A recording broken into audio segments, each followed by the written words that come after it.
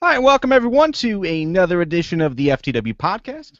FTW is a weekly WWE and TNA discussion where fans talk the wrestling world in all of its laughable glory. This is episode 225, recorded live on July 29th, 2014 on FTWLive.com. Tonight, we continue down the road to Summerslam as another match has been officially booked. And word on the street is TNA and Spike TV aren't having the best negotiations. Sounds familiar to another wrestling company who didn't fare too well in the market recently. How will life be without Spike if TNA can't renew their television deal? All that in the week that was in WWE and TNA. With us tonight is Nick. Say hello, Nick. Good evening. Joe. Hi. How you doing? I'm doing quite all right, Garvin. How are you? Good. Thanks. Excellent. Harrison. Hi. I'm sorry. Harrison's not here. Dinosaur Lee is here. How you doing, Dinosaur Lee? Dinosaur Lee is doing amazing. Good. Good to hear. My name is Garvin. I'll be moderating tonight's conversation. If you're listening live, make sure to say hi and leave your thoughts in the comments as we begin tonight's conversation. If you're watching on YouTube, leave a like. On Twitter, use the hashtag FTWLive and hashtag AskFTW. Tonight's show has been dedicated to our good friend Kyle Christie, who not only has a beard, but a birthday today. Happy birthday, Kyle. Hi, Kyle. Happy birthday. Is it his own beard, or did he get somebody else's? Oh, it's his own. Oh, neato. Yeah. I think they do the kind of thing in Kansas, just collect beards. Yeah. It's the Midwest. They're kind of weird.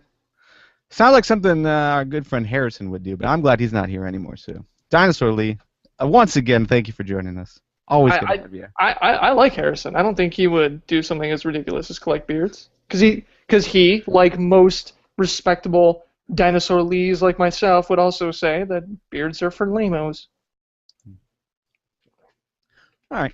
Harrison would say it a lot more, erudite, or a lot better than that, though. Better? No, not really. All right, so Anyway. Let's go ahead, start off with some WWE conversation. We're going to start off with a bit of a sour note, at least for me. The streak is done. By R-Truth. Bo Dallas finally lost a singles match. But that's okay, I guess. There is a positive. There's like a silver lining here for me, and that is, while the winning streak was cool and I could get into it, now we've got the mean streak. So we've got that character development that we saw in NXT for Bo Dallas, and that has me excited. So overall, are you guys happy with the new direction, or are you struggling to go on because you are so unbelievably depressed? Here's the thing. WWE, when they've got a guy who loses a lot, you see him lose a lot, lose a lot, lose a lot, lose a lot, and then he does something like this. Usually, like R-Truth loses, finally gets this win. I bet you within 2 weeks he's released.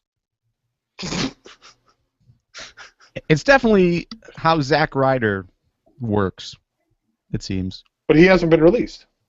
No, but he loses, or doesn't appear on Raw forever, and then gets a win here. Isn't there a conference call coming up that's supposed to be pretty big?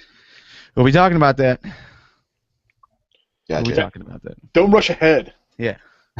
So, anyways, Bo Dallas. Are you guys excited about this? What appeared to be a mean streak for him? It should be good. He really was able to embrace that side of him in NXT. So, it's a new development for him because his character was going to need something coming up. Might as well be that. I'm fine with the character development. Yeah, we've already seen a little bit of this already. I guess we got like a sneak peek of it. I'm okay with what happened as far as Bo's character development. It's just the sequence of events. I guess it's not as satisfactory as I would have liked it, because I really want to see R-Truth in the group that Woods is putting together, because he seems like a natural fit, given that he loses and loses and loses and nobody takes him seriously. I just think that what happened was a little bit of a waste, because if you're going to talk about the streak, quote unquote, being such a big deal, wouldn't it end at SummerSlam or at least on some pay-per-view, not just some random Raw. Again, it's just wasteful, I think. I don't think it was a wasteful so much as a missed opportunity. I think you're on something, Nick, with that one. But my thing with Bo Dallas is that it's always been with his character waiting for the other shoe to drop, and this works. The problem I have though is that I feel because the anti-hero or the anti-Bo, whatever we want to call him, in NXT works so well. I feel like that this flip was just a little quick. Like, I think if they slow burned it for a couple weeks, made him maybe have a feud or something, and then he turns into, the mean streak, so to speak, I think that works. But I think this flip, it just felt too abrupt. Yeah, that's the only thing that's got me too. It did feel very, very quick. I wasn't expecting it. I thought for sure they would carry this on to a SummerSlam. I think a SummerSlam would have made sense to have that change. But at the same time, I mean, I think having something else that he could push forward with is a good idea. Just him winning and him, telling his opponent all he has to do is believe, and I think that was only going to take him so far, and you can't keep riding on the same thing over and over. I mean, that's one of the complaints that we have with overall wrestling styles now in WWE, where everything's formulaic. If all we get is just one thing over and over again, I could see how it would be very tiresome. And this was one of those things. So, yeah, overall, I mean, I think I'm still positive about it. I was shocked when it first happened. I was really disappointed, but it does open them up for more opportunities, and seeing a guy like Bo Dallas get to work more than a quick 3-4 minute match, or at least show that angry side, is a good thing.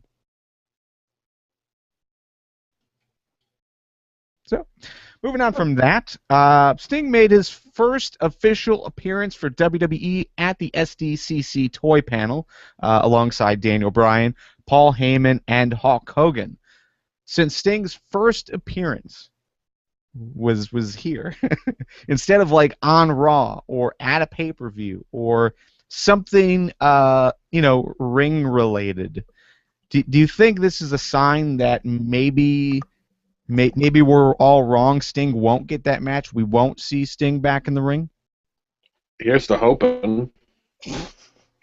I'm sorry. It's one of those things where it's past his prime. I mean, it sucks to say that about any guy we enjoy watching in the ring, or have enjoyed watching in the ring. But come on, if he's got it's like Flair. If he's got to wrestle with his shirt on, it's probably time to move on. No, I just don't think there's no reason for Sting to get in the ring again. There really isn't. He's not going to elevate anything, I guess.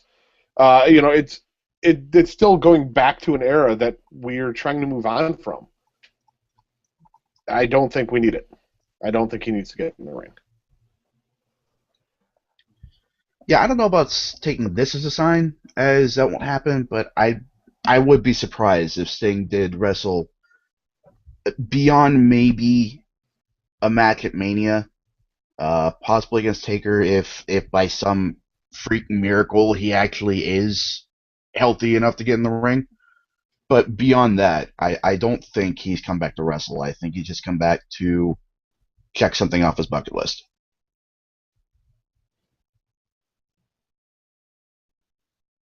What about you, Dinosaur Lee?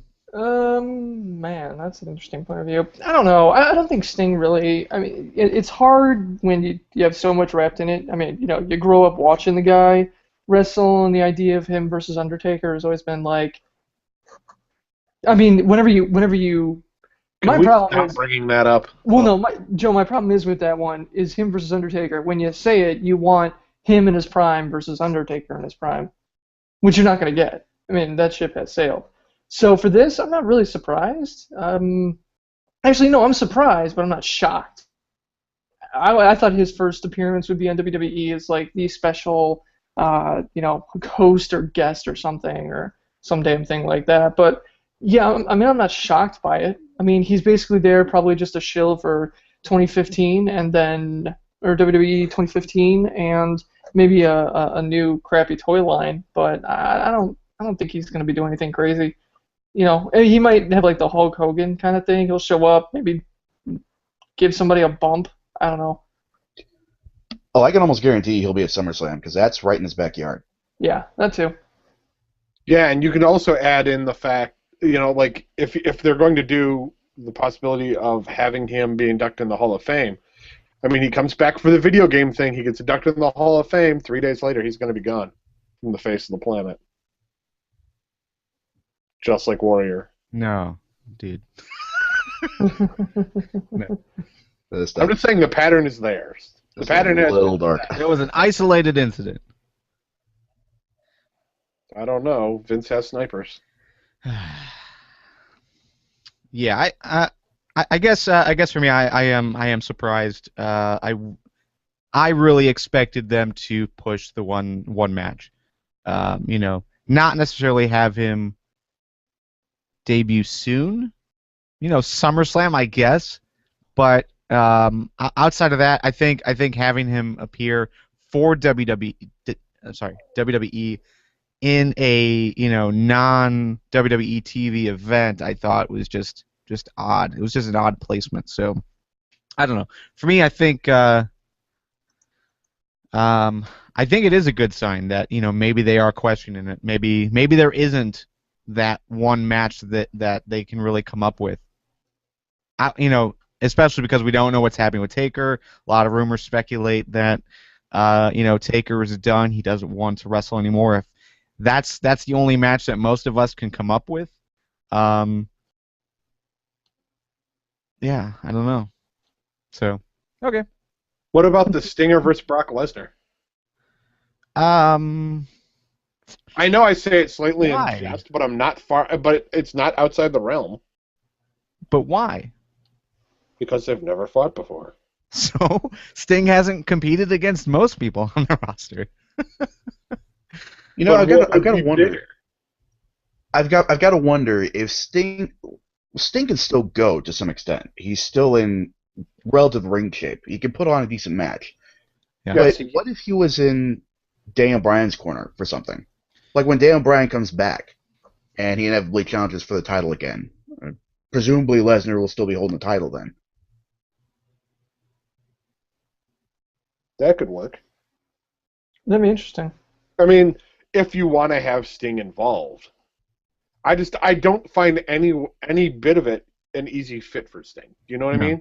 Nothing. There's nobody on the roster right now who could correlate to Sting outside of what, Big Show?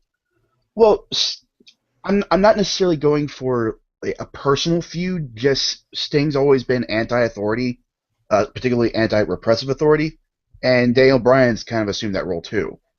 So since Brock Lesnar is sort of working hand in hand with the Authority here as their Plan C, it seems like a natural progression that the WWE could take advantage of once Daniel Bryan is finally healthy and can back. Yeah, I don't know. I think overall though, it is hard to fit him in. Like, yeah, I could see him in Daniel Bryan's corner. Yeah, I could see him as being like a manager type, as far as like a captain for a Survivor Series team. But I mean, still, like a one-on-one match, no one seems to fit that bill. Yeah, I don't know. So, okay, let's talk about Raw. This week on Raw, actually the final 15 minutes of Raw, we saw the story change that I think most of us expected between Brie Bella and Stephanie McMahon, and that was, Stephanie wanted the charges dropped, so she requested the charges dropped, and the only way Brie would do it is A, if she got her job back, and B, if she got a match versus Stephanie at SummerSlam. So the SummerSlam match was what we expected. Are you guys cool with this being the reason to have that match? why this is something my wife even scoffed at me for. Why would you want to go back to a company where you were fired the way you were? Publicly. Well, she wasn't fired. She quit. Well, yeah, but she was going to be fired. She was going to be fired. And she was going to be fired publicly. Yeah, I mean, why would anybody want their job back at that point? Well, but that's you know, that's commentary on like pretty much every story in wrestling. Like, why would you want to be in that situation? She could want to be there for her sister, be there for her husband when he comes back, because he is coming back, hopefully. Well, then she can have access to the arena. Yeah, but what would she be able to do to help her sister or her husband if she wasn't in the company? Cheer him on. Buy a ticket. Be a fan. Yeah. Be backstage. Sure, but she couldn't get Working physically catering. involved. Otherwise, she'd be the one getting slapped in cuffs. Right. Why does her support have to involve her getting physically involved, though? You know, I just realized when you stop suspending disbelief, this show blows. Like, we got it, dude. I mean, I know we kind of think about, we examine the product from a fan point of view, but the second you bring the real world logic into it, oh my god. This podcast becomes terrible. Harrison, do you remember the tagline we came up with? Yeah, the wrestling world in all its laughable glory. Yeah, you got, and so it requires some investment on our part, and I think we got to get back to that. For me, I don't know. I mean, on the one hand, okay, on Raw, I was getting so annoyed with Stephanie because I'm like, this is such an amazing character in professional wrestling right now. She's really kind of coming into her own here, and now she's playing the crying little girl because she got arrested. I'm like, this is bullshit, and it was bullshit up until about the last 45 seconds of Raw, and then it was awesome. Then it was epic. And then after that, up until that point, even when they were selling the match and everything, I'm just rolling my eyes going, oh, this is so awful. And then she just basically says, I'm going to make you my bitch, throws the mic at her, and then just starts a yes chant in the crowd. I was like, yeah, that's what I want to see. That's awesome. This is going to be an awful match. But the lead up to it's going to be fantastic. I don't think it's going to be that bad, actually. Really? Bree's not that great of a wrestler, and we haven't seen Stephanie in the ring. Well, Stephanie's never been that great of a wrestler. Maybe she's practicing, though. Oh, yeah, maybe. I mean, you got to figure her veteran antics have to lead to the ring at some point. You'd think so. I don't think the match has to happen. Really? You know there's going to be shenanigans. Exactly the same way it was when Vicky and Stephanie were supposed to have that match. Maybe this Vicky Guerrero leaving to become a nurse thing is all a work, and she's going to... Yeah, I agree with you, Nick. I don't see this actually being a match. I see what we had talked about last week, which is, you know, this turning into a Brie versus Nikki story. Mm-hmm. I mean, I think that makes a lot more sense. I don't want to see Stephanie wrestle. Her and her breastbone. Yeah, I don't want to see it. So I'm hoping that the outcome is it's Nikki that gets involved and takes out Brie, and you know, it's not a match, or maybe Nikki, you know, takes out Brie and allows Stephanie to, you know, get the pin. But still, I don't know. I'm not too excited about either option. I don't know. I think a Bella versus Bella feud could be decent, given the way they've developed as wrestlers over the last several months. Yeah, It'll definitely give us something different. It'll be somewhat different, but they've tried that. They tried that a long time ago, and the only thing that's going to be different is they've gotten better in the ring. But still, at some point, they're going to have to stick them back together. They just don't work separately. Well, they had that little feud because they were fighting over boys, right? Brian. Yeah, I mean, this is going to be different because it's going to be Stephanie pulling Nikki's strings. I mean, there's going to be a third party involved, so it's not just going to be completely blah like you'd expect from the Bella's acting skills. Maybe. I don't know. Man, It's not just gonna suck, is what I'm saying. I guess I don't know. Okay. So here's the thing. Maybe it's like one of those things where they don't do anything to raise our expectations of the match, and so for that reason, we all become pleasantly surprised at the outcome.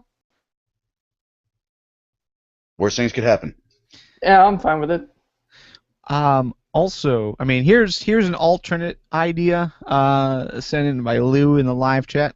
What if? Okay, this to me would be a perfect solution to make this match all the better. How about Stephanie turns it into a handicap match at the last second and brings out Karma? Are you completely okay with that? Perfect, right? Okay, then I don't care what happens. That's fantasy booking to an insane degree, but I'd be perfectly okay with that. I would be perfectly okay with that as well. Sure.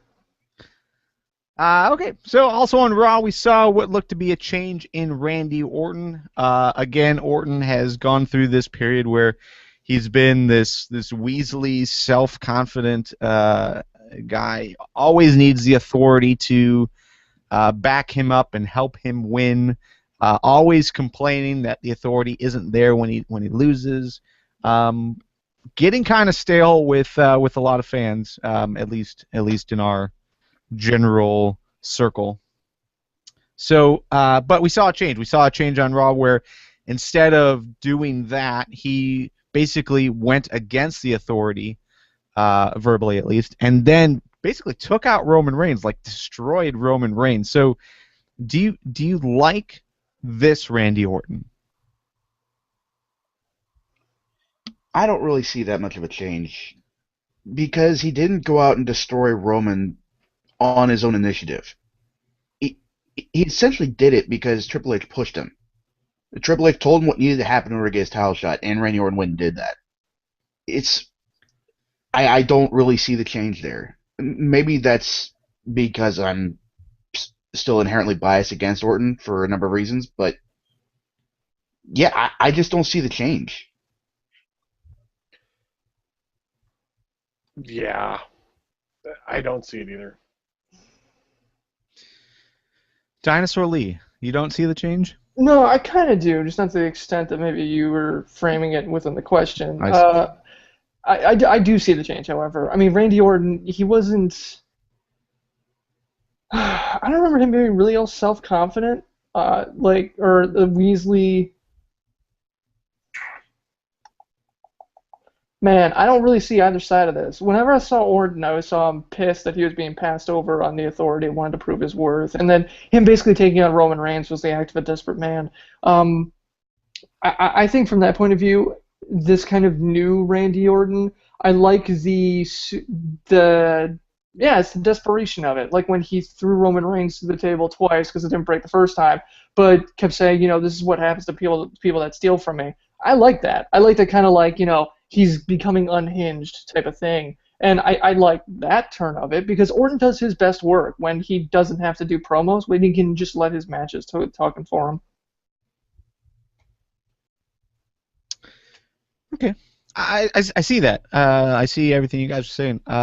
Yeah, overall, I mean, to me, it was just a matter of he wasn't waiting for someone else to do the dirty work. He wasn't waiting for Kane to go out to take out Roman Reigns. I mean, he was basically, yes, he was. I guess he got the suggestion from Triple H that he had to take out Roman Reigns to get back in the title picture, but the way he framed it, as far as how he was talking to Roman during the match, was, you stole this from me, now I'm going to take you out, kind of thing. And it seemed like it was more aggressive, and that overall, like that ruthless aggression that we once saw with Orton, that we thought we were going to get back and hadn't thus far. So I don't know. I thought there was some positives from here. But all right. Moving on. Daniel Bryan was healthy enough this week to stop a burglary at his house. Press conference, everything. Big story, big feel-good story overall in the wrestling community. And this actually came after a Redditor did some research. Nick, you posted this in the Facebook group. I'll have a link to this in the show notes as well if you're listening on demand. But basically, a Redditor did some research about the overall types of surgery that Daniel Bryan has had, the symptoms of what he's been complaining about as far as not being able to get full use of his arm yet, full strength of his arm. Compared this to similar cases, just did a lot of research, and basically suggest that Bryan could be back by Royal Rumble. I mean, that the TLDR of that was he could be back by the Royal Rumble just based on other people that have had similar surgeries in similar situations, not necessarily just wrestlers, but elsewhere as well. So, anyways, best case scenario, Royal Rumble return for Daniel Bryan. If that happens, do you think we see a Royal Rumble win for Daniel Bryan? I would think so. Given the fact that he still has tremendous fan support, especially if they don't give any inkling of it, that'd be fantastic. That he just comes out as a surprise entrant. That'd be brilliant. Yeah, absolutely. I mean, I don't think it could get much better than that, really. I don't know about using the burglary, to be honest. I'm not sure about that one, but I just every time I read this, it was always like Daniel Bryan always healthy enough to stop a burglary at his house, but there's always that underlying current of, but he's not healthy enough to come out and be on TV for me. It's like, okay, well, this is two different scenarios. Okay, the guy's defending his home from a burglar. And from what it sounds like, the burglar really picked the wrong frickin' house to go after. Yeah. And they ran out the front door. Why don't you go out the back door, dumbass? Did you guys ever hear the story about the burglar in Spain? This guy, there might have been two guys. Are you talking about the plot for the newer Italian job? No, it was one or two guys. I forget what it is. Get into this house, find basically the wife of a husband that the two of them obviously live there. Kidnapped basically like tied up the wife to a chair, gagged her, put a bag over her head, and then started to go through the house and take all the stuff. And then when they got to the bedroom, they found a picture next to the on the nightstand. It was Dolph Lundgren, and that's when they realized they were in the wrong goddamn house. Like, it was all caught on his internal, like, on his security cameras or whatever. So you just see the burglars, like, bolting out, and his wives are like, yeah, they went to the bedroom, they saw whose house they were in right now, and then they just dropped everything and ran. That's awesome. For all of us real Americans, can you explain who Dolph Lundgren is? He's the bad guy from Rocky 3. He's in the Expendables. He was also He-Man in the Masters of the Universe live-action movie. He was? That was him? Yep. Wow. Oh, Dolph. He's got a master's in biological engineering, I think. Dude's a genius. You wouldn't think so, but he is. Diva Jill is pointing out in the live chat that it was two burglars at Daniel Bryan's house. D. Bryan only manages to catch one, though. Typical B-plus player. Well, he's injured. If he was healthy, he could get both. Well, I mean, what the fuck did Bree do? Yeah, exactly. Where was she in She held her little fucking chihuahua in the car, from what I understand. Yeah, overall, I think Royal Rumble would be cool to see. I hope they wait at least till the Royal Rumble to do it, only because that'll be 2015, and it won't appear as if they're trying to rush him back. So, because we don't need that. We don't need that right now. Okay, so well, speaking of that, Wrestling News Source was reporting earlier today that there's some talk internally in WWE about using the burglary for some kind of storyline between the Authority, Daniel Bryan, Bree, where basically the Authority hired some goons to break into the house. So, do you guys have any interest in seeing that line get blurred? No. I mean, what would be the point? They already hate each other. What would be the point? Yeah. Daniel Bryan, I hired those guys to break into your house and steal your underpants. My guess is that they would they would have sent a burglar to get the real WWE Championship, since they had my God. they've used the replica the entire time. No, because really, I mean, think back, Stephanie, when they stripped Daniel Bryan of the titles, they announced that on air, supposedly to Daniel Bryan. Daniel Bryan wasn't even there, so he would have had to still have the titles. I mean, yeah, when they bring out the burglar, they can take off his mask and he can go, "It was me, Austin, it was me all along."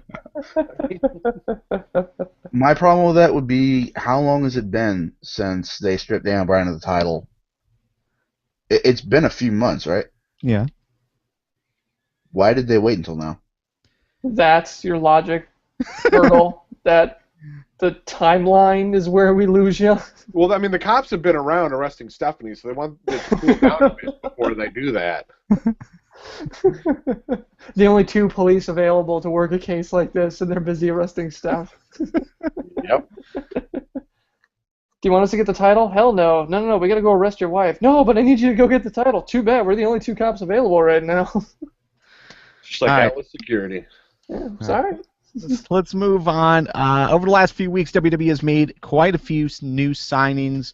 Kenta, like we talked about over the last couple of episodes. There's the big rumor that Kevin Steen has also been signed, just not announced yet. And then now Prince Devitt, or Devitt. Pronounce that for me, Nick, please. Devitt. Devitt. Okay, thank you. I will get that one right, I'm sure, hopefully. Okay, the future's bright for WWE, right? NXT is going to be fucking awesome. Especially if Sami Zayn is still around when all three of these guys are at the same time.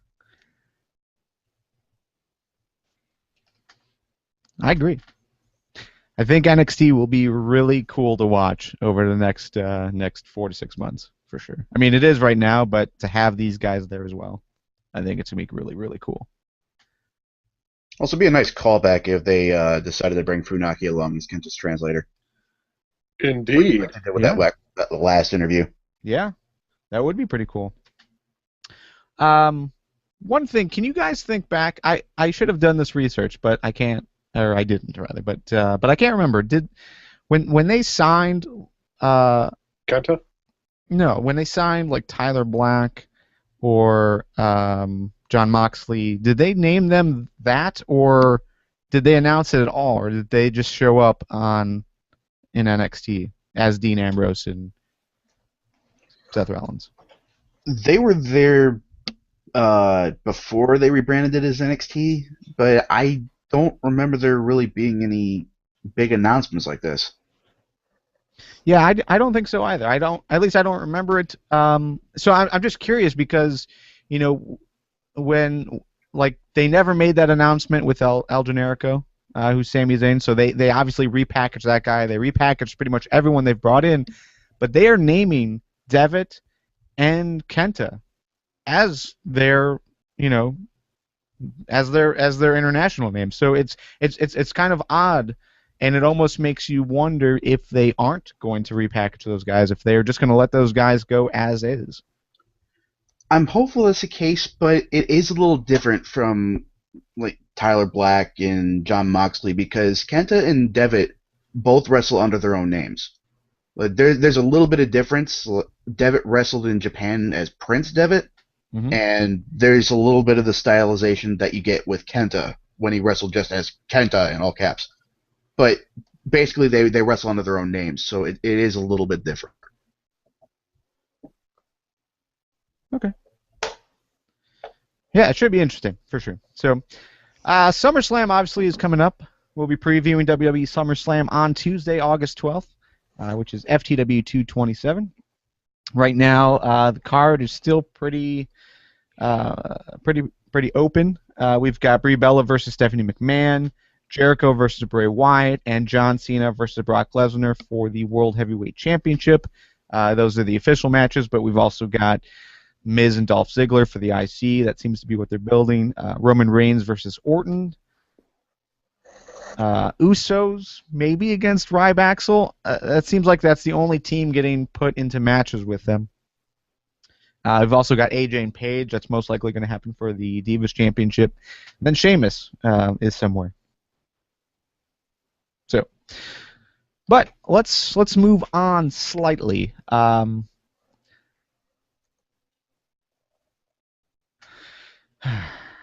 Taking a deep breath. This is going to be a little depressing, I think, sort of conversation. Well, hopefully it won't be, but I have some negative feelings about this. But generally speaking,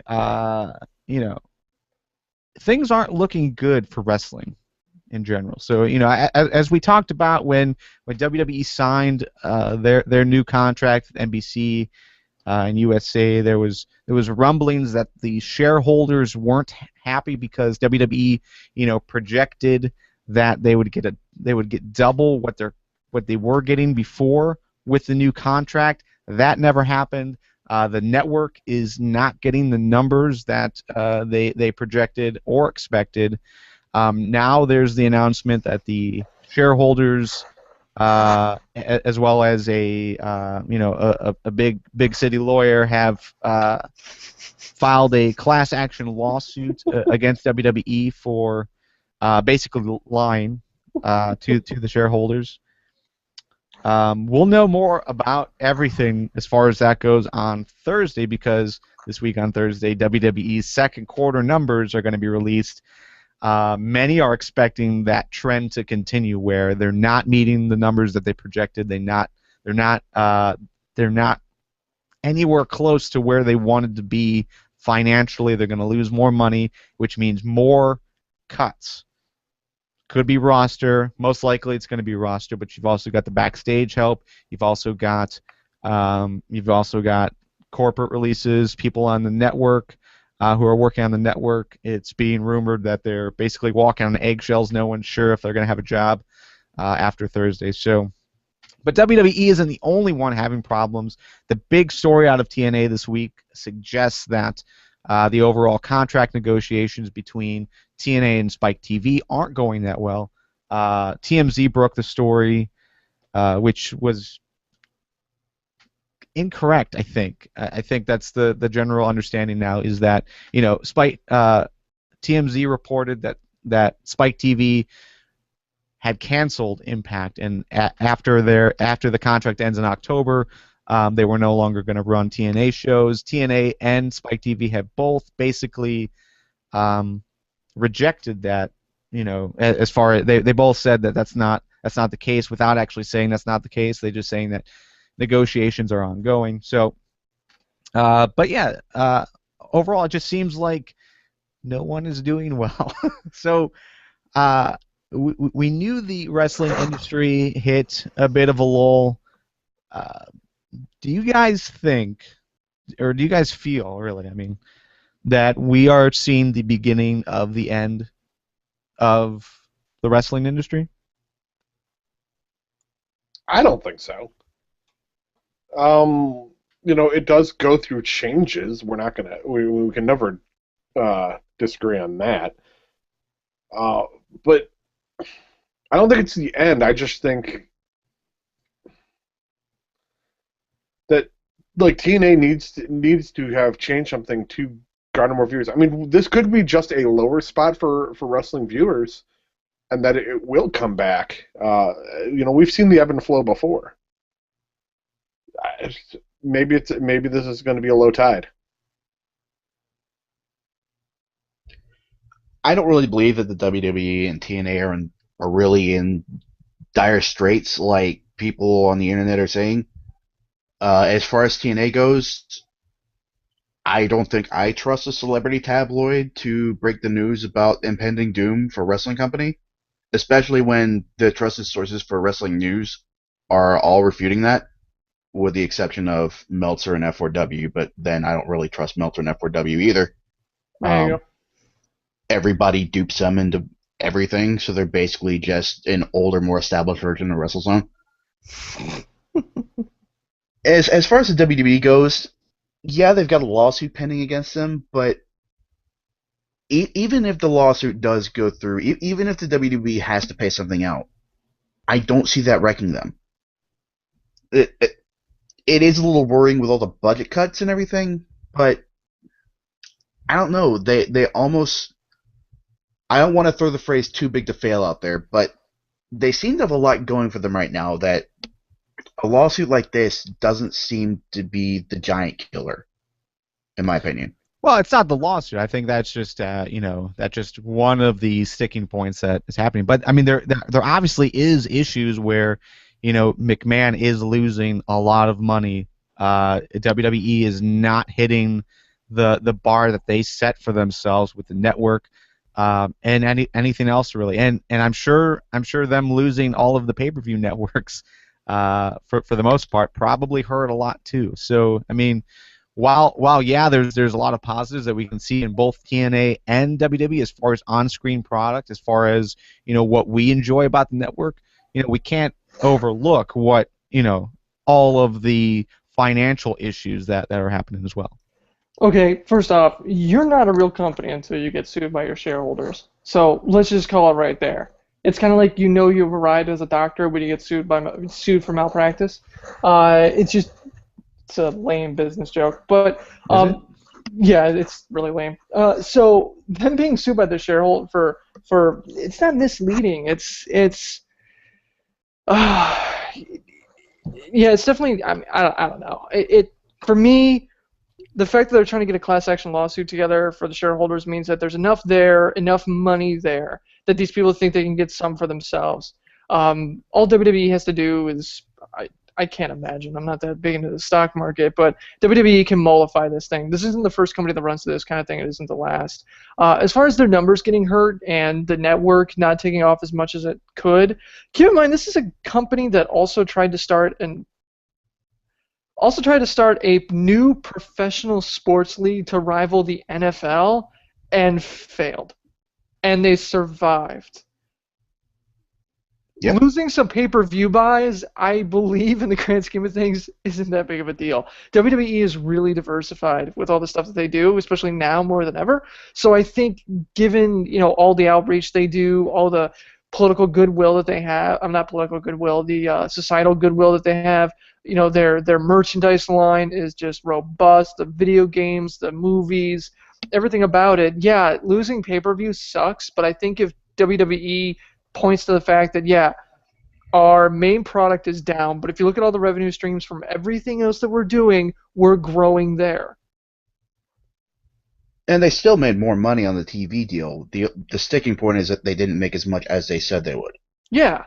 So at the end of it, they have to say, well, it was a negotiation. I mean, we're the other half of the, there's another half of that on the other side of the table that also need to get what they want. And USA is going to be tightening the purse strings a little bit every single time because their money's drying up too. So the fact that they got a pretty good TV deal is not as great as they wanted, sure, but it's still something. I don't see this as the end for both companies. That's Chicken Little stuff. WWE's not going anywhere for a while. This is just something that gets them in the headlines, and yeah. And the fact that TMZ is really the only reputable news source that's saying anything about TNA and Spike TV, that says something. Can you rephrase that to the only news source that is reporting this? Yeah.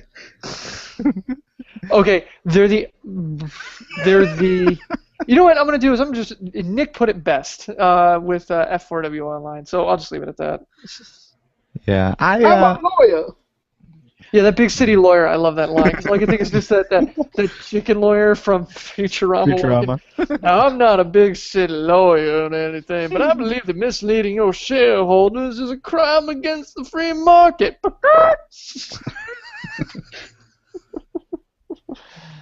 I'm just a simple space chicken.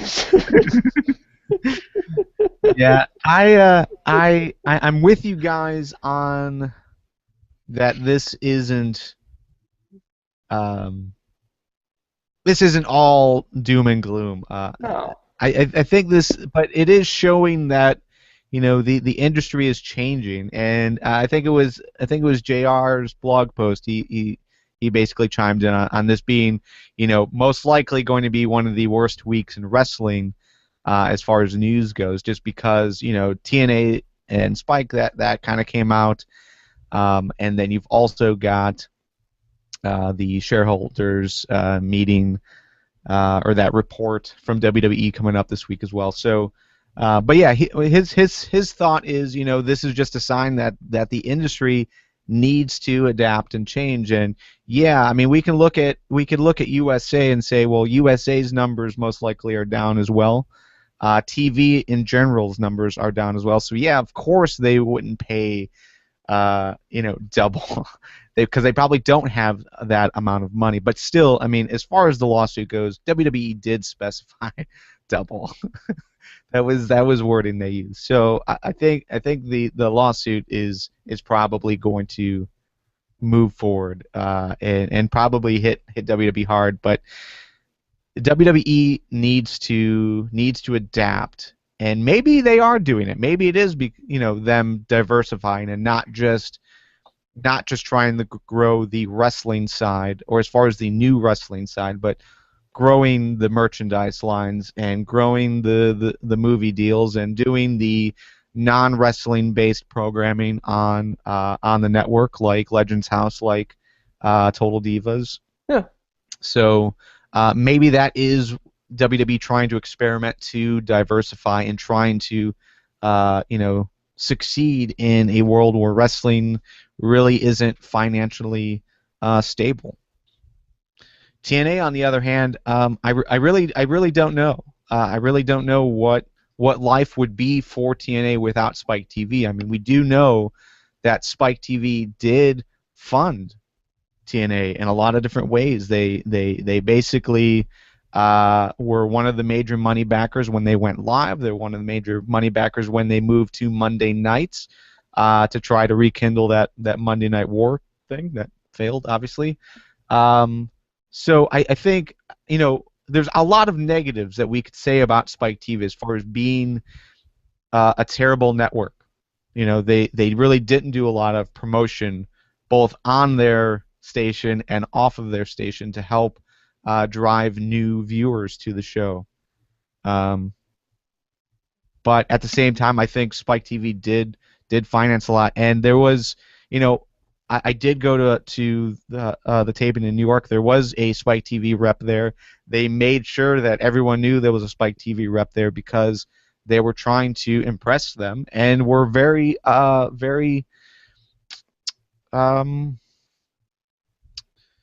almost like, I don't know. They were just like very supportive of how if Spike TV weren't there, TNA wouldn't exist, kind of thing.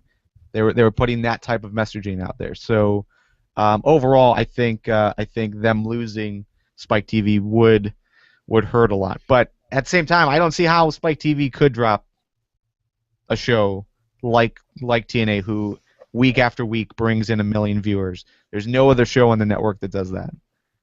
But the quiz show where they ask the questions of the people that they're about to tow, isn't that like 3-4 million viewers? Is that still on TV?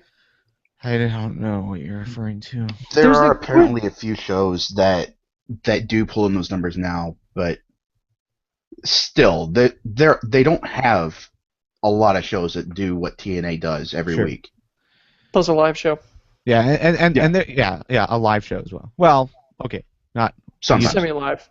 Live enough. It's not live. It's live. It's hashtag Impact Live. That counts. They have taped shows. Right, actually, it's not anymore. Did you notice that over the last 3-4 weeks it's been Impact on Spike? That's been the hashtag they've used? No. Yeah, because they're not live. I guess I'm the only one with live tweets. All right. Half live? Yep. So, yeah, overall, though, I don't think it's as doom and gloom as some are suggesting. And that, let's also look on the positive side of TNA. Yeah, of course, the U.S. market is vital. It's very important. But if TNA lost Spike TV, it's not the end of the world. I think it would give them time, and right now I think they have time. I think this is all ploy, either on one side or the other, to get this out there that TNA was going to be leaving Spike TV in the hopes to give TNA, an opportunity to shop around.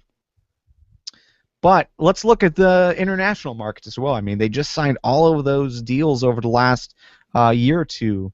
India, Japan, the UK. It seems like all we hear is positive talk overseas. Not so much here in the U.S., but it's always been like that, it seems. It always seems like they get the bigger crowds overseas, or they were always getting great numbers, outside of the U.S. market. So maybe that's on Spike, maybe it's on TNA, maybe it's just the U.S. market in general. We seem to be down on wrestling at large, so I don't know. So, but there are some other positive stuff happening. Yeah, I don't know. But it does have me worried as a fan. Quit being a pussy, Garvin. Yeah, man up, grow up here. Jesus, dude. Okay, so let's move on to full TNA talk.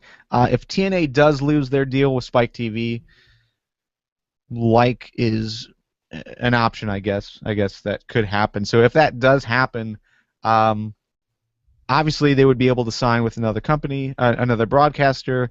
They could also maybe work out a deal just streaming on YouTube. Dream in the sky type thing. People are saying, oh, well, maybe, what if they partnered up with Netflix, or what if they went away from TV and just went to online streaming only? Tons of cool opportunities out there, I think. So overall, that and all of the new deals that they worked out overseas. Are you excited? Are you excited about TNA's future? Okay, before we get into that, I do want to say, everybody keeps saying that, I do like what Jay, like you talked about earlier, what Jay was saying, that Spike would just buy TNA and own them like they do Bellator. I think that's the most likely the scenario. But if they don't, everybody says, well, TNA can move to another network. What's the other network? The only one I found that makes some very loose sense is the History Channel, and even that's kind of. That's a joke in itself, I think. Yeah, I know, right? Yeah, AMC was AMC a popular one thrown out to us on Twitter when we asked. Yeah. But even that, it's like you're talking about, is that a real growth move for them, or is that more lateral? I don't know. And I can't see those networks really wanting to have, oh, well, yeah, this is great. We're going to get a 2-hour professional wrestling program that comes with a little bit of baggage. This will be fantastic. I think they would just rather have SmackDown. Well, yeah. I think it all depends on where the main demographic of said channel is. I mean, if they are men mostly, then I think TNA would be a good fit. But anywhere else where they're trying to, have a large female audience, I don't think TNA in its current state is a good fit there. So Spike TV, I mean, I don't watch Spike TV, but from what I understand, I mean, they are trying to push more towards, they're trying to grow that female audience. And, a show like TNA, which really isn't pushing the Knockouts division as much as they used to, now it's, they're more or less promoting how sexy their women wrestlers look instead of what used to be awesome about the Knockouts division. Plus, look at the big payoff in their major storyline, the whole Bully Ray versus Dixie Carter thing. I mean, that's not really empowering women or making women look good. Especially, what the suggested payoff would be, which is what Bully has been trying to do for months, and that's put Dixie through a table. Is that the correct? Is that the correct story to have as your lead for a network that's trying to, push and grow their female audience? Got all serious on some shit. I'm sorry, was that the Garvin Stomp? Oh, can it be? Do it, Garvin. I don't know if I really want to get into. Nick, no, shut up. Wait, Garvin, no, do it. Look he's taking a drink. He's prepping himself, ladies and gentlemen. Here we go. And that's the Garvin Stomp. No, there was supposed to be a pause. I did. I paused. No, the Garvin. It's been so long. I think we did that one time. How it went. Botch. Lame. You fucked up. This week. You fucked up. Okay. Anyway, Nick. Sorry. Go on.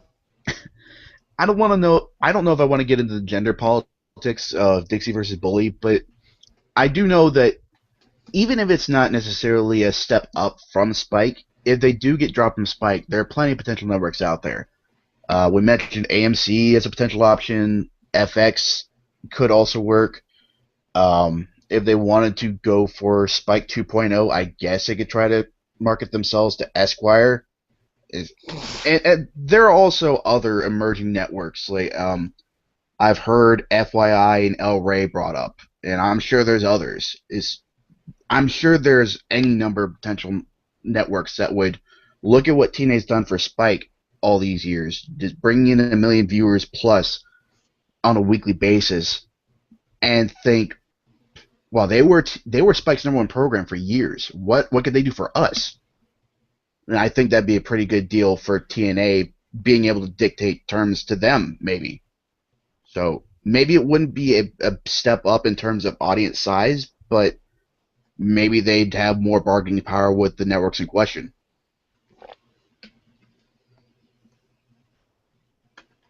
Valid point, Nick. Yeah. Okay. Let's move on from that. All right, so let's get into some positives. The main positive is what TNA has been doing on TV. A lot of cool things happening right now. A lot of positive talk by the general populace of the IWC, especially our circle. We all seem to be liking what TNA is doing. One of those things, we saw a lot of returns this week. So Hardy Boys are back. Low Key, Snitsky, I guess, falls into there as well, and Ezekiel Jackson. So. Oh yeah, Ezekiel Jackson. That's why I watched Impact. Which return are you most looking forward to? Ezekiel Jackson, motherfuckers. Ezekiel, Big Zeke, even though they're like, he was in another organization. He was Ezekiel. Ezekiel They called him Big Zeke. Big Zeke. We should have gone with Ezekiel Cage. That would have been great. Just a jab at the Christian. Yep, just a jab at Christian. Why not take the low-hanging fruit? Why not? Anyone else? What? Exactly. I'm real excited about Low Key coming back. Because obviously it's a callback for longtime TNA fans, and it's a highly respected, at least in most circles. It's a highly respected name. It's an established name in TNA, and it can only mean good things for the X Division, especially since from what was rumored several months back was Low Key was coming back as a full-time talent and an agent. So if he's here for good, then that can only mean good things for the X Division.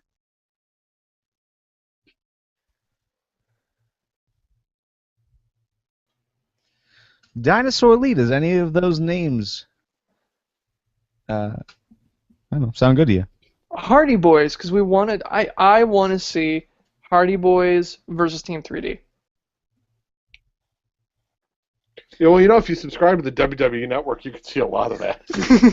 What about the match that was booked this week? It's going to be Hardy Boys versus the Wolves for the Tag Team Championships. Are you excited about that? Somewhat. Yeah, the Wolves should be pretty slick. They are probably. I mean, they're not. Whenever you see the Wolves wrestle, you really gotta wonder if they would have thrived at the same time when we have Motor City Machine Guns and Beer Money in TNA at the same time. So they are pretty good, but the Hardy Boys are kind of coming in at the tail end of TNA's real golden age of tag team wrestling. So, yeah, I mean, given what we have in the Wolves, yes.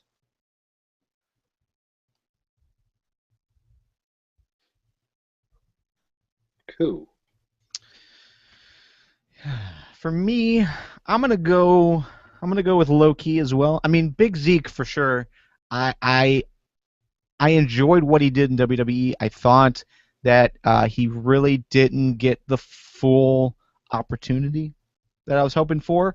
I'm really hoping him coming into TNA might mean that we'll see the return of Brian Kendrick and reuniting that tag team, because that tag team was awesome. But yeah, overall though, as far as like initial impact and what they can mean to the overall division. I think Low Ki can do a lot of cool things. I've always enjoyed him as a wrestler. I've always enjoyed him on the mic. I think he's an interesting character, interesting wrestling style, and yeah, that's the return I'm most looking forward to. Snitsky, probably on the bottom of that list. Decent beard. Yeah. All right, so moving on from that, Sonata, James Storm, Muta, the story that we were trying to figure out last week. I think it happened the way we wanted it to, and that was Sonata turned on Muta. He is now under that mentoring, wing of James Storm. So obviously, it seems like the payoff is going to be Sonata versus the Great Muta, probably at Bound for Glory. But you also have the possibility of James Storm versus Muta, and this still boggled my mind on what could they be possibly building between James Storm and Muta. Like, why is James Storm doing this? And while I was doing some show prep this morning, I found a TNA 365 video, something they released on YouTube that I just missed, and James Storm explained it. And basically, the story that they're telling here, and I don't know how I feel about this yet, but the story they're telling is he said that he, being James Storm, he was in WCW, and when he was in WCW, the guy at the top was Muta, and he never gave him the time of day, he never worked with him, and he never helped him. Now Muta is in TNA, that's James Storm's house, and now Muta has to look up to James Storm. So, again, I don't know how to feel about this yet, but I'm passing it to you guys. What do you guys think about this story to build Muta versus James Storm? I don't really look at it as Muta versus James Storm. It's Muta versus Sonata, and James Storm's just stirring the pot. He's just being that heel figure, that devil on the shoulder, and I think it works personally.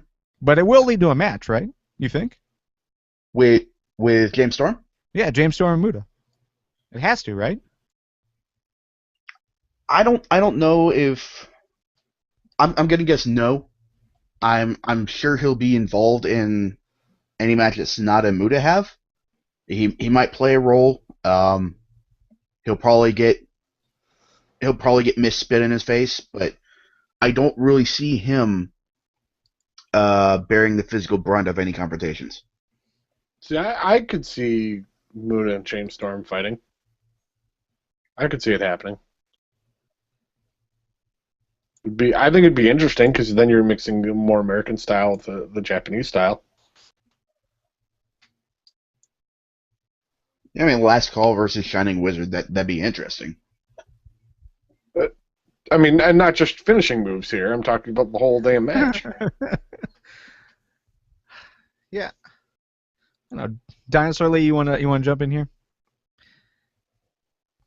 No? Okay. Well, anyways. Yeah, I really don't know how to feel about this. Mostly because they didn't do this on TV. Like, they didn't explain it on Impact. I just happened to find this video this morning on their YouTube channel, which I don't really frequent. So, but I think it's definitely an interesting story. It's an interesting take on things. But I think it has to lead to James Storm versus Muta. There has to be a match. Maybe it's just a tag team match. Maybe it's James Storm and Sonata versus Muta and the other guy from Wrestle One that came up this week to help him. Yeah, Yasu. So, maybe that's the match that James Storm is involved in. Yeah, obviously the major payoff I think is Muta versus Sonata. And after that, Sonata versus James Storm possibly. But yeah, I don't know. I really don't know how to feel about it. And yes, I did do some research on the validity of this story. Storm actually was in WCW for a year. He was in WCW for a year as a jobber. Only appeared on Worldwide and Saturday Night, which I never watched either of those. but he was not picked up when WWE bought WCW. And it definitely was not when Muta was like in his prime at the top of WCW either. So, but it is an interesting take. So, I'm okay with it. Taryn Terrell versus Gail Kim happened this week, a match we've been looking forward to since their last match, really. And both, Nick and I, Joe, you as well. I mean, we've all been really excited about that return match. We got it this week, sort of, except for it only lasted about 2 or 3 minutes, interrupted by the beautiful people. So I have to ask this: why can't we go back to the time when Angelina Love wasn't in TNA and Velvet Sky was being a valet, and just have good women wrestling again? Because that's what I want. I want Taryn Terrell versus Gail Kim, no interferences, just straight up matches. We can't have that because apparently TNA doesn't think that'll sell. Which is a bummer because it'll be a good match. I can't see why it wouldn't be. Well, I want there to be some kind of build to Taryn versus Gail. I mean, they were going to have it. If the beautiful people didn't interfere, they were going to have it not less than a month after Taryn came back. And Taryn hasn't really been in any matches to speak of since she came back. Not singles matches. So I don't know if she's gotten rid of all the ring rust yet. I like that TNA teased it and kind of kept it in the back of our minds there. But I wouldn't have wanted that to happen so soon. I would have wanted that to happen after Taryn had been back, had proven that she was really on top of her game again, and having the beautiful people interrupt it makes sense from a storyline perspective. Oh, I'm Nick, and I use logic. Yeah, Nick, you're right. I mean, I like this match. I would have probably liked it more if they held it off for a few more weeks or another month or two. Yeah, definitely I want to see Taryn Terrell in the ring against other people, not just Gail Kim, but just the idea that we were going to get Gail Kim versus Taryn Terrell and then they ruined it. That bothers me. I think the funny thing about this whole thing is, we're seeing Taryn Terrell, we're behind her. We actually know she can wrestle. WWE gave her the axe. How bad do you think they're hurting? Or, how bad does that burn them, you think? Not at all. No, I guess with Gail Kim, who bailed out of that freaking that freaking match with the Battle Royal. Battle Royal, yeah. No, yeah, I don't think WWE cares. Without trying to do anything to keep her, then I don't think they care about what happened 5 or how many years ago it was. Which is sad. 5 years ago? Damn. I'm old. So, real quick, this is being brought up in the live chat. And it's McBrad's this time. He says, if they are going to tease this and hold this match off, say to a big pay-per-view like Bound for Glory, what does that say for someone like Brittany? Are they not, like, are they making a mistake by not putting Brittany into that spot, considering the build and the story that she's involved in right now? I'd like her to get a little more seasoning first. I don't really know if this storyline with Madison Rain is over yet, so at least let that play out to its conclusion. And even after that, I would want Brittany to face a more credible opponent, I guess. Madison's okay, but she's not really the wrestler that Gail Kim or even Taryn Terrell is. So, I don't know, maybe see how Brittany would fare against, like, ODB. Or bring in another past knockout. I don't know, maybe Jacqueline or somebody like that. Somebody that we know can wrestle. And see how Brittany does there. I'm very, very thankful and appreciative that you are totally glossing over Angelina Love and Velvet Sky on that list. I mean, I don't take big night shits on those two like you and Joe do, but I don't really see why that she would face off with the Beautiful People, because they're both heels. And I don't subscribe to the belief that heel versus heel doesn't work, but there need to be a reason for them to face off against each other. And while Brittany's facing Madison Rayne, that doesn't really make sense.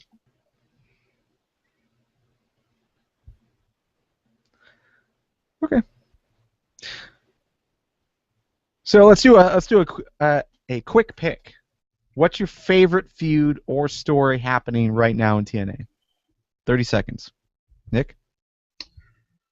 Damn it. Let me see. I'm really intrigued at the way Bram and Magnus are being handled. I just love everything about that team. It's no matter who they face off against, I love the primal ferocity that those two bring to the table now, especially Bram. And even the fact when Bram got the shit kicked out of him and was thrown out of the ring, Magnus had to hold him back from going back in there. So I just love that attitude about those two, and I really love seeing what happens next. And I'm more intrigued by, Aries Lashley. I think that's gonna be a kick-ass match, because somebody needs to get something good out of Lashley. Especially going off all the history he had in the WWE, where he was notably a bad wrestler. I mean, yeah, he can hit his spot. He can hit some spots, but to put together a full match, I don't know if he's still got the chops or had the chops in the first place. So, but I want to see how well he'll work with Aries. Okay. For me, it's MVP versus Rude. I really want to see Rude do some good things, and I think he has been. I think everything that he's provided, whether it's on the mic or in the ring, has been excellent over the last few weeks for sure. So, yeah, I think I want to see more of that, only because I want to see Rude succeed, and I think Rude going over MVP would be a huge boost. So that's what I'm excited about. Live chat is excited, or at least enjoying the Gunner Shaw Anderson mini story that's happening right now, as far as whether or not Shaw can be trusted, whether or not this will lead to an Anderson Shaw match, or if they all get together and join, make a stable or whatever. So another vote for MVP versus Rude. Bully and Dixie is getting some love as well, especially the EC3 and Rockstar Spud contributions. So yeah, a lot of cool stuff that's going on right now in TNA. And another cool thing that is happening is this upcoming episode of Impact is Destination X. So we're going to do some quick predictions. We've got 5 matches booked. We've got 3 X Division qualifier matches, where the winner of each match will go on into a triple threat match to determine who is the next X Division champion. I don't think that's happening at Destination X. I think it's happening at the week after. We also have the Hardy Boys versus the Wolves for the Tag Team Championships, and Austin Aries challenges Bobby Lashley for the World Heavyweight Championship. So, real quick, let's just do picks. The first match of the X Division qualifiers, we've got Low-Key versus Manic versus DJ Zima Ion. Nick, who you got? I'm going with Low-Key. I'm sticking with the belief that he's here full time now, so I think that TNA is gonna milk that for all they've got. As much as it'd be interesting to see Zima in there, I think he's going to be put in the back seat while Low-Key has a go. Yeah, I think you're right with Low-Key. As much as I'd like to see DJ Zima Ion win, because I think he's extremely talented, I think they're going with Low-Key. I think he's got a great reaction from the crowd, and they're excited to see an older TNA guy come back. Very cool. I just a note. I am skipping predictions just because I was at the taping. So moving on, we have in the next X Division qualifier, we have Sonata versus Brian Cage versus Crazy Steve. Who advances? Nick? I'm betting on Sonata. He seems to make the most sense out of the three of these guys, though it really does hurt me physically that Brian Cage isn't in TNA because he does awesome work for PWG, and he's a huge guy, but he moves like Zema Ion. He does some insane shit, and I wish he was the one that got the gut check contract instead of Jay Bradley. But since he's not in, I'm going with Sonata. I'm going to go with Crazy Steve only for the fact that the menagerie needs something to do. And if it's get behind Crazy Steve and Crazy Steve can be crazy and win a match, hey, I'm okay with it.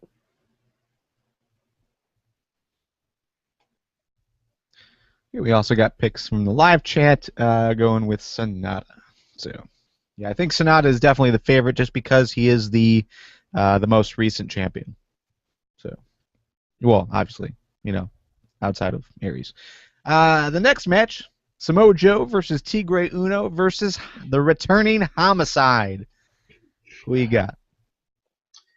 I'm going to go with Joe here.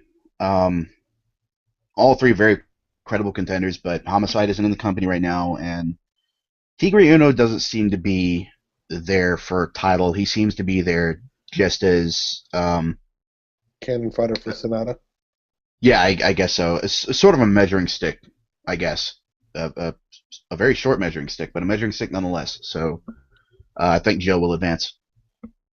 I think I'm going to go with the same answer. I'm going to go with Joe because we need Joe to win a match or two, and then when we think he's going to win, he's going to fall down. Because that's what always happens with fucking Joe. Yes, I'm bitter. All right, cool. So we've got basically Low Key versus Samoa Joe versus either Sonata or Crazy Steve in the finals. That's what we're picking. Moving on from that, Tag Team Championships, Hardy Boys versus the Wolves. Do the Hardy Boys take the titles on the return match? Nick? No. Well, Yeah, I don't think so. I think this will be an excellent match, but I don't see this not a one-off team because I think they're in here for a little while, at least for the duration of the New York tapings, but I don't see them both staying in TNA long term, so I think the Wolves are going to pull out the win here.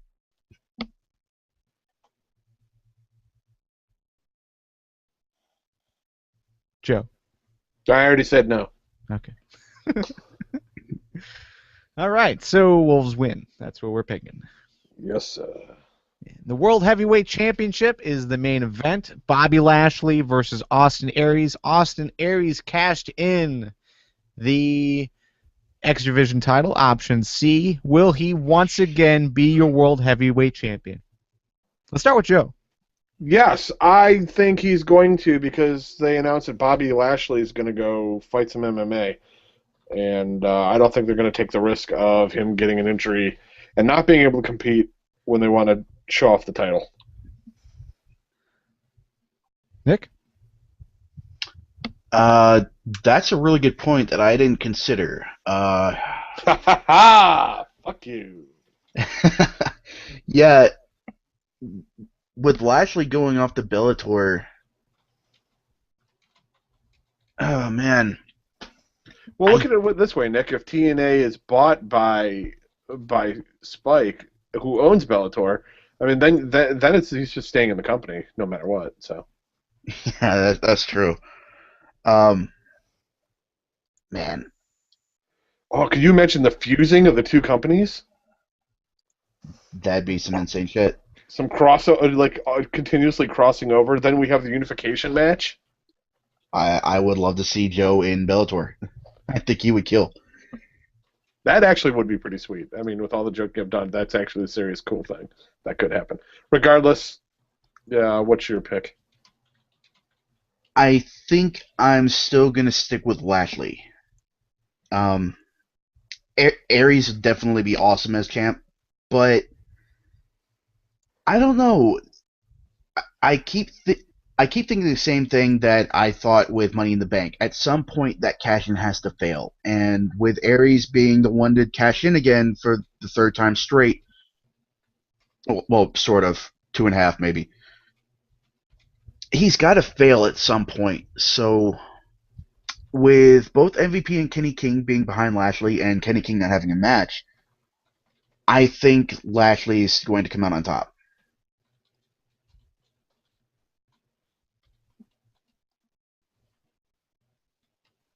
Okay. Dinosaur Lee, you've been rather quiet. Who you got for the World Heavyweight Championship? Lashley, because when it comes to TNA, you always follow what Nick has to say. Damn straight. Bam. The guy's dynamite on TNA predictions. So, really, just if you bet with Nick across the board, you're good to go. NXT, he gets kind of ahead of himself a little bit on that, but for TNA as a whole, he's a lot better than you are. So suck it.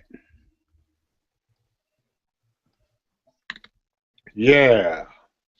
Okay. All right, then. Now it's time to jump into some Ask FTW. Yeah. Ask FTW is an opportunity for you guys to steer the conversation in whatever way you want it to go. You can send in questions and/or topics by using the hashtag AskFTW, by posting on the Facebook page or Facebook group, also on Google+. You can also post on YouTube during the live show or in comments, and obviously in the live chat we also take questions. So let's start off with at JunkyardDog1983 on Twitter. He's asked, did WWE miss an opportunity by not teaming up R-Truth and JTG before JTG was released, obviously? They could have been something very entertaining like the Harlem Heat meets Gangstas. What do you guys think? Did they miss an opportunity there? No. Only because I think JTG would out-wrestle R-Truth. Wow. I am not an R-Truth fan. I really am not. I know the guy can work in the ring. I don't know. I don't seem to like his matches. It's like me and like my dislike of William Regal. It's just there. But no, I mean, if we're gonna team up anybody, JTG and Junkyard Dog, shit. I mean, we can only do it in a video game, but damn, let's do it. Nick? I just don't see the gangsta side of it. Well, JTG, as far as like the whole Crime Time. So we're gonna hear R-Truth go, Hulk Hogan, we coming for you, Ninja. No Ninja. Okay. That's all they have. I would expect a promo about Hogan being part of the Illuminati first. True. I don't necessarily think it was an opportunity missed. I mean, yeah, maybe it could have been interesting, but I don't know. There are other pairings I would like to see over that. Like, Truth and Kofi was pretty good, so I wouldn't have minded seeing that extended some, but... Truth and consequences. Yeah. Love it. Dinosaur Lee? Well, I guess we just have to look at the facts. I mean, R-Truth and JTG never happened, and WWE is now being sued by their shareholders. So, guys, I think the writing's on the wall here. Clearly, something's going on at WWE that shouldn't be happening, because, I mean, the new Harlem Heat, how could you not want that? Because the original Harlem Heat was so revolutionary. Because this really just isn't interesting at all. You said that as if the Harlem Heat weren't revolutionary and like The one of the new greatest Harlem tag Heat. teams. You're telling me R-Truth and JTG are going to have the same kind of impact as the original Harlem Heat? No, I'm just clarifying because okay. I wanted to make sure you were saying that and not that the that the original Harlem Harlem Heat. Heat sucked? No, I'm not saying that, Garvin, because I have been watching wrestling. No, come on, you cannot tell me that this is... It started this week, guys. Just this week. Just this week, yeah. I know who JTG is, but I don't know. Seriously, though, I mean, come on. If you want to have the spiritual successor to the Harlem Heat, the original Harlem Heat is not R-Truth and JTG. Anyway, yeah, they did not miss an opportunity with this one. I could see R-Truth. I could see R-Truth being the Booker T type. Just because, there's so many similarities there. As far as the... Like what? They're both black. What's next? The scissor kick. Okay. And also, they both do, like, the dance moves in the ring. You've got Booker T to the spinneroonie. I mean, there are similarities. They both are generally the same size, and look as far as their body build. So that's what I'm saying. I'm saying that they probably that could work pretty well. JTG wouldn't be the other guy. You needed someone bigger. You needed like a Shad there. I could see Shad and R-Truth. Titus O'Neil. Titus O'Neil. That would be awesome. Now you're talking. Now you're bringing up names that would be. So, good. who can we replace R-Truth with that would team with Titus O'Neil that could be more entertaining? Xavier Woods. There it is, Darren Young. Darren Young and Titus O'Neil. Why don't we just have that? Yes. Because they haven't. You know what they really need? They need a good manager like Abraham Washington. Yes. See, guys, we bring him back to the company. We just team him up in red tights. I'm telling you, we got something there. God, I wish we could have seen that. Yeah, wouldn't that be awesome, Nick? Oh, well. That's the true missed opportunity by WWE. Yeah, right there. Has R-Truth ever tried calling a match? I'm trying to remember if R-Truth ever Oh, called yeah, a he match. has. And it's been terrible. So there you go. He's the perfect successor to Booker T. He's had little Jimmy. Yes, that's right, little Jimmy. Now I remember him. God, that was awful. I like that you didn't remember R-Truth before that. It's all it's just a haze.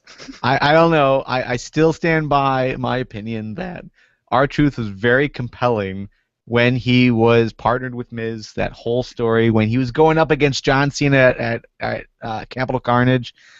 That was fantastic work by R-Truth. I want that R-Truth back.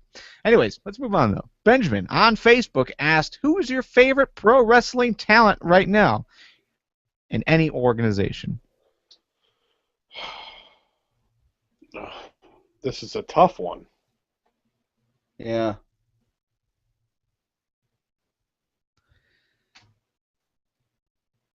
Damn. Oh, fuck that. I'm going to say Ron Simmons. No, I'm kidding. I can go first. I have a name. Yeah, go for it. Please. Bo Dallas. He is worth like 5 Stone Colds. My God, man, that guy is amazing. Just the overall character is fantastic. He is bringing wrestling. He's bringing people that aren't wrestling fans back to wrestling, or for the first time to wrestling because of how amazing Bo Dallas is. True story. And yeah, he is as good as at least 5 Stone Colds. 5 Stone Colds. That would be the best podcast ever. I need to reach out to Phil and get him to say that on the air. So we can get him Make sure recorded. we check out stamps.com where we get our penis bill. And It's Stone Cold man, number 3. You want to talk? the Stone Cold number 3 really likes Eric Bischoff's beer. Oh man, It's like the fucking Cosby. I was just gonna say that the House of Cosby's. I mean, that was Yes. so cool. The House of Stone Cold. See, there's a Legends house right there. 5 Stone Colds living in a house, just bitching about who ate whose yogurt. I mean, goddamn, who ate my yogurt? I mean, I've been eating it.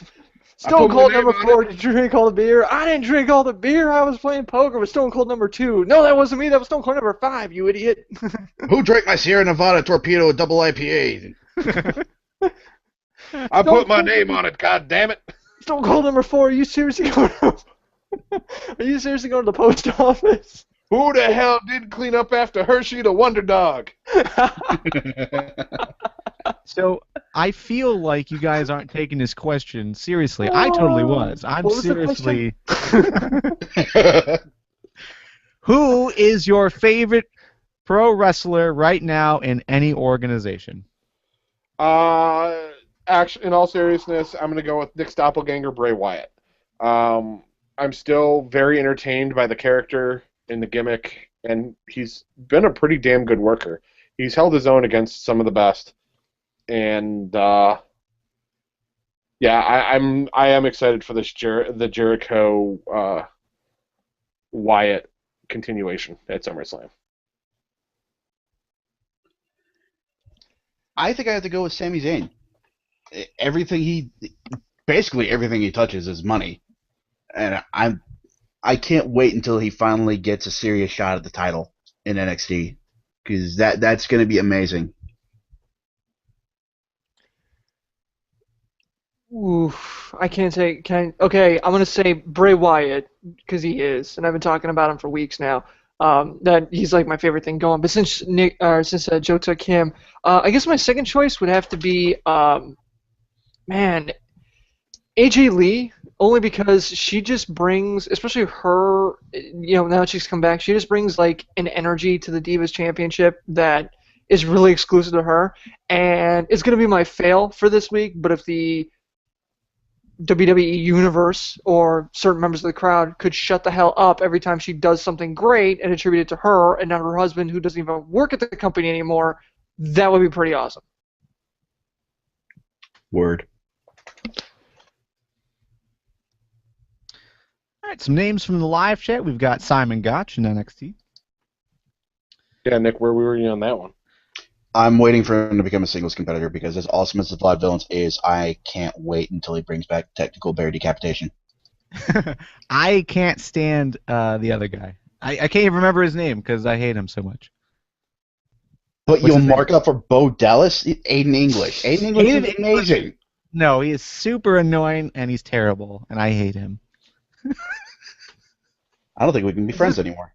Which one of the five garbage are we talking about now? Yeah. Garbage. No, I don't like it. Well, it's like the same thing with Adam Rose. I like they both. It's the characters that I don't like. It's not necessarily the wrestlers, but Aiden English. I think it's a terrible character. I think it's Partnering an up awful with Simon Gotch, though, I think that was a good move. It could salvage him, but I still no. Are you a fan of CJ Parker? CJ Parker, that's the hippie guy. Yes. Wasn't that the name of Pamela Anderson's character on Baywatch? Oh my I god, have I'm no googling idea. that. I'm looking. Also, yes, it was. I have ruined that character for everyone listening right now. Well, not that he wasn't ruined from day one, but Yeah. Well, Nick, my question to that is, has he wrestled at all? I mean, let me take a step back. I have not watched the last 2 or 3 episodes of NXT. I'm still trying to catch up, but I see him. He's there, but I don't like his character, and I haven't really seen him in a match. So outside, I think he was in a match. The only match I think I've seen, he was the fodder for Mojo Rawley at the first NXT pay-per-view thing. Yeah, at Arrival. Arrival. He's been in matches since. He recently had one against Xavier Woods. He's good. He's got an angle with Woods too. Okay. Yeah, I don't like him. No. Yeah, that's my answer. Was there a reason why you're asking? Yes, because if you were a fan of both Bo Dallas and CJ Parker, I don't think bad things will happen. No. As far as other organizations, we've also got some votes for the Bullet Club and NJPW. Jervis Cottonbelly. Yes. That's another name. The gentleman wrestler. Yes. So, okay, cool. And I think that's all we have this week for Ask FTW. I asked the live chat, and they refused, which is okay. Totally. They need a believe. They do. On that note, let's jump into win-fail.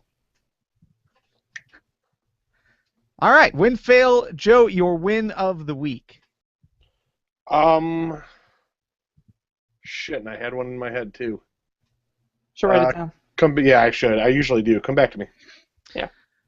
Harrison. I'm sorry. Dinosaur Lee. Jesus. Where? The mic drop heard around the world when Stephanie took that sucker and whipped it at Brie, saying, "I'm gonna make you my bitch at SummerSlam." That is my win of the week. That was awesome. That was so awesome and a great way to end Raw.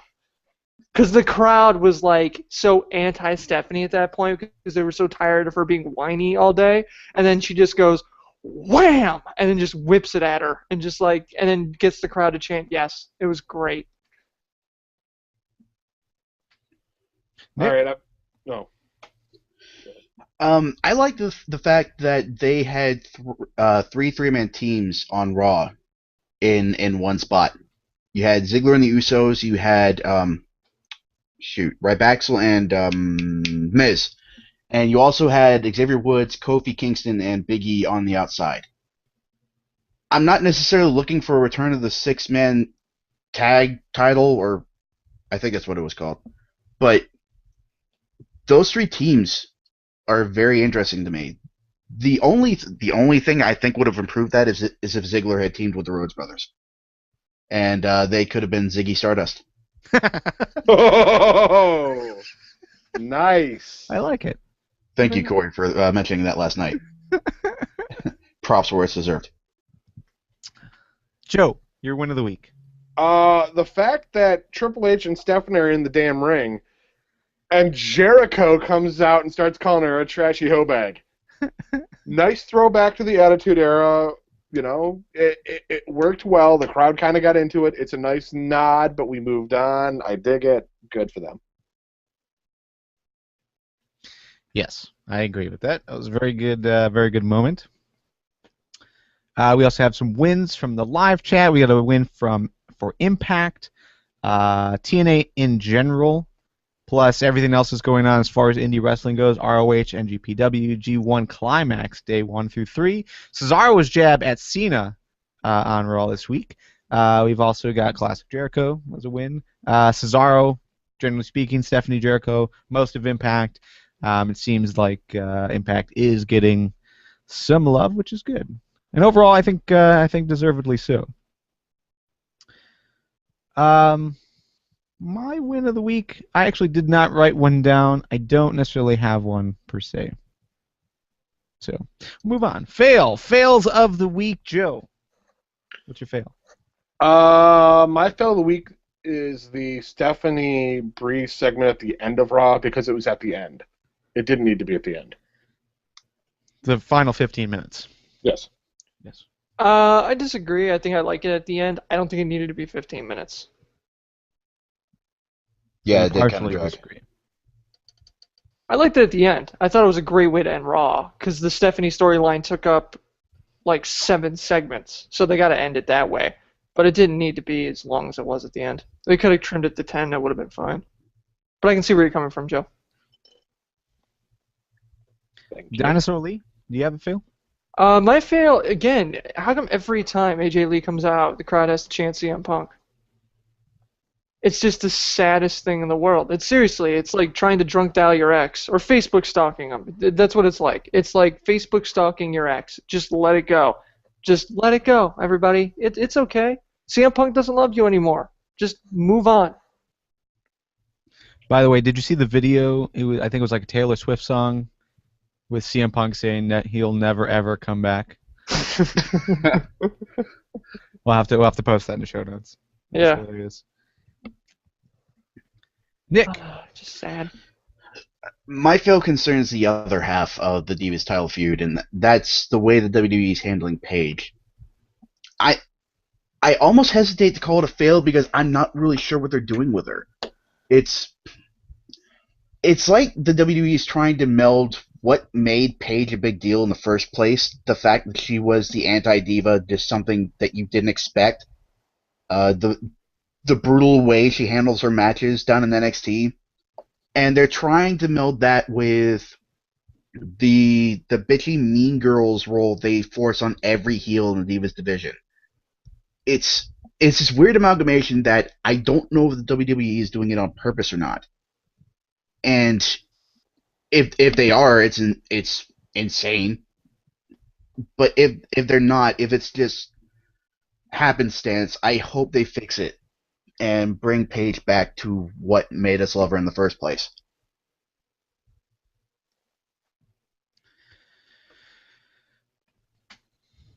Yeah. However, it's not so much of a departure for those who weren't aware of what she did in NXT.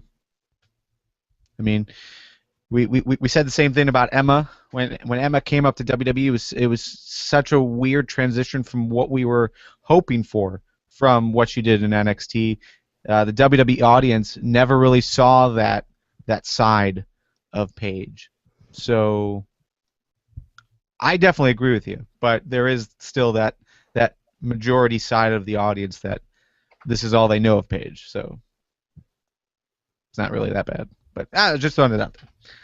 We got live. It's bad when you consider. It's bad when you consider the fact that they know that stereotypical heel diva role, and if they see Paige being thrown into that, then they won't have a reason to care. I agree. All right, so we got some fails from the live chat. The Raw crowds again chanting CM Punk at AJ Lee. Cena's Frankensteiner. Lots of hate actually on the Punk chants. Glad to see the live chat getting behind us on that one. TNA going back to old habits with all of these returns and old timers, especially Snitsky, Jackson, the Beautiful People, etc., etc. Yeah. So my fail, I've got two fails. One fail is for me.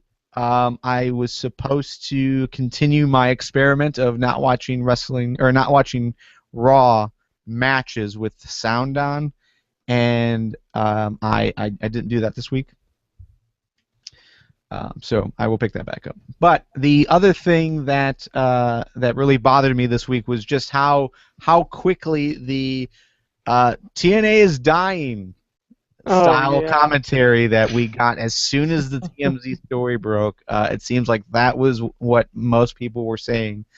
Not just our circle, and our circle isn't as bad, but just generally speaking, the wrestling news source comments, whether it's on Facebook or on their site or pretty much anywhere else on the internet, it seems like all of those haters came back out of the woodwork to say this is the death of TNA, and TNA, is getting what they deserved, and thank God they're finally off the air and all that stuff. It was just disappointing. You're supposed to be a wrestling fan, and this is wrestling. You have to support it, otherwise nothing is going to succeed. So. Anyways, that's whatever. That is the worst part of fandom, as the Styles Clash 10 in the live chat said. So, anyways, that's my fail of the week. Any final thoughts before we move on? I suppose not. No. Okay. And that's the show. You can go check out FTWpodcast.com for more information about us and how to get involved in the future. Join us live each and every Tuesday night at 8 p.m. Eastern on FTWLive.com. For myself, Joe, Nick, Dinosaur Lee, everyone in the live chat, we will see you next Tuesday's Gone in the Wind. Come on, guys, join me. Join me. What the fuck are you saying? Tuesday's Gone. You don't. Leonard Skinner? What is this? I don't even. See you guys later.